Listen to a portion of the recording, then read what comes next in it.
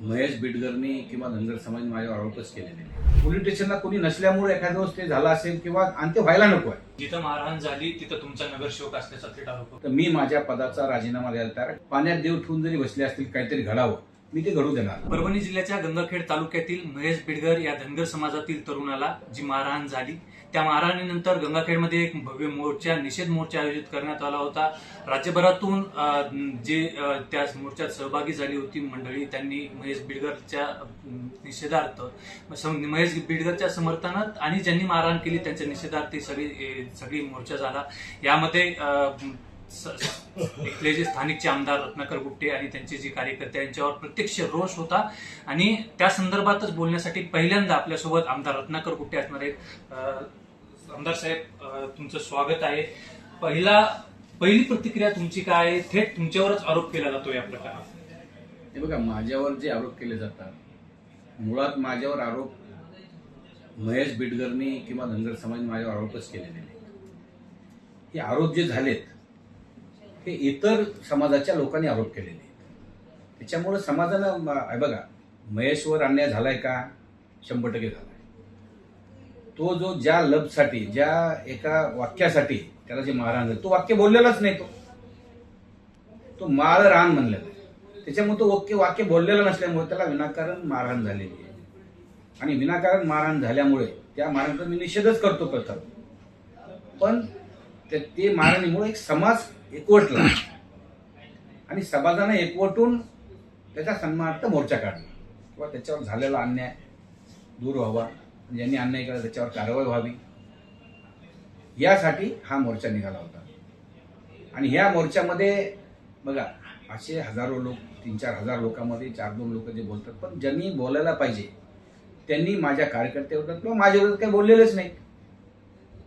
त्याच्यामुळे त्यांनी माझ्या विरोधात मोर्चा काढला असं मी नाही म्हणू शकत, होऊ शकत नाही. असं ज्यांनी बोलले त्यांचा ह्या मोर्चाशी काही संबंधच नाही. आहे काय संबंध? काही तिला मात्र संबंध नाही. त्यांना फक्त मला प्लॅटफॉर्म मिळाला बोलायचा, त्यांनी मग मला टार्गेट केलं, मला त्याच्यामुळे बोलले ते. साधारणतः ही घटना झाल्याच्या नंतर 2-3-4 दिवस झाली, पण तुम्ही तुमच्याकडून कुठलंही स्पष्टीकरण दिलं नाही. त्याच्यामुळे हा सगळा रोष उत्पन्न झाला. काय कारण होतं तुमचं स्पष्टीकरण? मी मुळात अधिवेशनामध्ये होतो, मी मुंबईत होतो. मी जेव्हा आलो तेव्हा हे सगळं म्हणजे हे झालं होतं. तेव्हा म्हणजे मी आलो 10 तारखेला, नाकारला मोर्चा होता. तरी मला काही लोकांनी मला विचारलं, काही समाजाच्या बांधवांनी विचारलं की साहेब तुमचा मोर्चाला पाठिंबा आहे का? मी पाठिंबा आहे म्हणून सांगितलं. त्याच्यानंतर साहेब म्हणजे तुम्ही मोर्चाला येणार का? तुला तुमचे नेतृत्व करणारे काय 1-2-3 लोक असतील, ते कमीत कमी माझ्याकडे या, मला बोलवा, आम्ही येतो, मोर्चाला पण येतो असं बोललो होतो. आता मी जर समजा कुठलीही गोष्ट समजा काही समजा पुन्हा कोणी पोलीस यंत्रणा वगैरे आम्हाला सांगत असते, तसं थोडी कल्पना जर सांगितली तर असेल आम्हाला, जर माहिती तर आपण जायचं तर कोणी बोललेलं कसं जायचं? मला जर बोललं तर निश्चित 100% मोर्चाला मी गेलो असतो. साधारणतः ही घटना जिथं घडली ते पोलीस स्टेशनच्या पासून हाकेच्या अंतरावर आहे आणि विशेषतः म्हणजे महापुरुष डॉक्टर बाबासाहेब आंबेडकरांसारख्या दैवताचं ते ठिकाण आहे. अशा ठिकाणी घटना घडत असताना पोलीस काय करत होते? ही 100% पोलिसाची चूक आहे. पण त्याच्यामध्ये मी चौकशी केली तेव्हा डीवायएसपी इथं नव्हते, डीवायएसपी मुंबईत होते. त्याच्यानंतर PI पण इथं नव्हते. आणि त्यावेळेस पोलीस स्टेशनला खालचा स्टाफ, जमादार वगैरे असे काय 2-3 लोक, पोलीस स्टेशनला लोक पण नव्हते, असं मला जी माहिती मिळाली ती अशी सांगण्यात आली. मग ती खरी खोटी मला माहित नाही, पण असं सांग, कारण का मी एकदम PIला थोडंसं बोललो, अरे म्हणलं समोरासमोर मारहाण होते, तुम्ही करता काय म्हणलं तुम्ही? याच्या अगोदरही ना एवढी ट्रॉफिक होते, एवढी सगळी त्यांच्या पोलीस समोर होत आहे म्हणलं मी, आणि ट्रॉफिक जरा हे करा. पण ते काय आहे, पोलीस स्टेशनला कोणी नसल्यामुळे एखाद्या वेळेस ते झालं असेल किंवा आणि ते व्हायला नको आहे. 4 जण असेल, 4 जणांनी जाऊन तिथं सोडासोडी करायला पाहिजे होती. पण ते पोलीसचं काय असतं, मग आमच्याकडे कोणी आलंच नाही, आमच्याकडे कंप्लेंटच केली नाही. मग कंप्लेंट आम्ही गेलो असतो. म्हणलं का, मी त्यांना बोललो, मी म्हणलं एखादं मारल्याच्या नंतर तुम्ही जाणार का? एखादं मेलं तर जाणार का तुम्ही? तुमच्या डोळ्यासमोर दिसतंय, तुम्ही जायला पाहिजे होतं, तुमची चूक आहे. तसं म्हणलं, मग मला तसं सांगण्यात आलं की आमच्या पोलीस स्टेशनला माणसं त्या दिवशी 2-3 लोक होते, फक्त एक महिला 2-3 लोक होते. ठीक आहे, आता चौकशी आणि सगळं करेल. जिथं मारहाण झाली तिथं तुमचा नगरसेवक असल्याचा थेट आरोप होता. नगरसेवक सोडवायला गेला होता ना. मग त्या सुमित कांबळे आज एवढा चांगला नगरसेवक आहे माझा, इतका उत्तम काम करतो, इतकी चांगली सेवा देतो तो, आणि त्याचं काही शांत माणूस कोणी नाही. तुम्ही कुणाला विचार, त्यासारखा शांत पोरगा कोणी, इतका शांत पोरगा आहे तो. आणि तो होत असताना त्यांनी तरी हिंमत केली, जाऊन सोडवासोडवी केली. त्यानं सोडवासोडवी केली नसती तर आणखीन काय घडलं असतं माहित नाही, पण सोडवासोडवी त्याने केली, बाजूला केलं होतं. आणि महेशला पण विचारा तुम्ही, खरंच त्यानं सोडवासोडवी का त्यानं हात उचलला, तुम्ही महेशला विचारा, तो खरं सांगेल. दरम्यानच्या काळात तुमचा कॉल पोलीस स्टेशनला गेलो होता असं थेट कालच्या आंदोलनातून आरोप झाला. माझं सीडीआर काढा, असं जे कोणी म्हणतंय तर माझं सीडीआर काढावा गेला होता का पोलीस स्टेशनला. आणि ते आजकाल तर काय बोललं हे कळतं, काय बोललं हे कळतं ना. तसं माझा सीडीआर काढा, आरोप करण्यापेक्षा सीडीआरच काढा म्हणा ना. ज्यांना काही करतं सीडीआर, माझी सही लागत, मी सही देतो करून सीडीआर काढण्यासाठी. त्यांना काही लागतं ना, पोलीस माझं परमिशन पाहिजे ना, माझी सही देतो परमिशन म्हणजे सीडीआर काढण्यासाठी, काय हरकत नाही. यात काही जर समजा तुम्ही किंवा तुमचा कार्यकर्ता दोषी आढळला तर काय? निश्चित कारवाई करा, पोलिसला सांगितलं नाही मी, जो कोणी दोषी आहे त्याच्यावर कारवाई करा. तुम्ही तुमची क्लिप व्हायरल होते की तुम्ही सांगतायत की जर मी दोषी आढळतो मी माझ्या पदाचा राजीनामा देतो. हो, 100% म्हणलं. मी त्याच्यात जर दोषी असेल तर मी माझ्या पदाचा राजीनामा द्यायला तयार. कारण मी जर ज्या सगळ्या लोकांनी मला एवढं डोक्यावर घेऊन, माझा कुठला कसल्याही प्रकारचा मला वारसा नसताना, माझे वडील असतील, माझं कोणी असेल, कुठला आमदार खासदार नसताना, किंवा साधं ग्रामपंचायत सदस्य होतं माझ्या घरी, मला जेलमधून लोकांनी निवडून दिलं, अशा पद्धतीने 24ला मला लोकांनी निवडून दिलं. अशा समाजाचं जर माझ्यावर अन्याय होत असेल, मी समाजावर समजा मी काही करत असेल आणि ते खरंच जर पुरावं, मला त्या पदावर राहायचा काही अधिकार नाही ना. म्हणून म्हणलं मी राजीनामा देतो. जर पुरतं 100% राजीनामा द्यायला तयार. मग यात नेमकं खरं काय? महेशचा आणि हा वाद कुणाचा आहे नेमका, कशामुळे होतो? या किती दिवसापासून एक जवळपास दुसरी तिसरी घटना आहे. हे बघा, हा महेश जो आहे ना, हा महेश जे संभाजी पोले यांचा सक्का चुलत भाचा आहे, म्हणजे त्यांच्या मिसेसचा सक्का चुलत भाचा भाऊ आहे. इतकं घरचं नातं आहे. आता यांच्यावर म्हणजे महेशवर, महेशच्या भावावर आणखीन एक 307 गुन्हा दाखल झाला. तो गुन्हा दाखलला परत घेण्यासाठी, कारण का महेशचा लहाना भाऊ मिलिटरीमध्ये का CSF मध्ये कुठेतरी नोकरीला लागणार आहे का लागला होता असं काही तरी कल्पना आहे मला त्याची, मला वाटतं लागलाय. तर ते गुन्हा परत घेण्यासाठी, कोर्टातून परत घेण्यासाठी हे सगळं संभाजी पोलेंनी केलं. पण काही काही कुठं कुठं काहीतरी गैरसमज असं घडतं. सगळं काय गावाचं भांडण आहे ते, त्यांच्या अकोली गावातलं भांडण आहे ते. आता इथलं रस्त्यावर आणण्यामध्ये हे जे मारहाण झाली हे वेगळं आहे प्रकरण. ते प्रकरण गावाचं ते वेगळं आहे, हे प्रकरण वेगळं आहे. दोन्हीला मिक्स नाही करता येत.